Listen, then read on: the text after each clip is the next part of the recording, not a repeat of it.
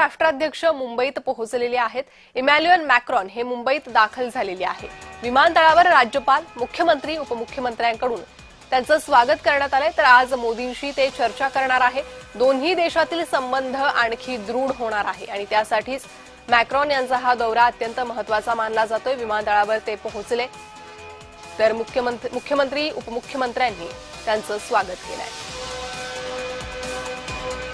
याच संदर्भात अधिक माहिती घेणार आहोत। आमचे प्रतिनिधी मनोज दयाळकर सध्या आपल्यासोबत जोडले गेले आहे। मनोज, मॅक्रॉन यांचा हा दौरा कसा असणार आहे?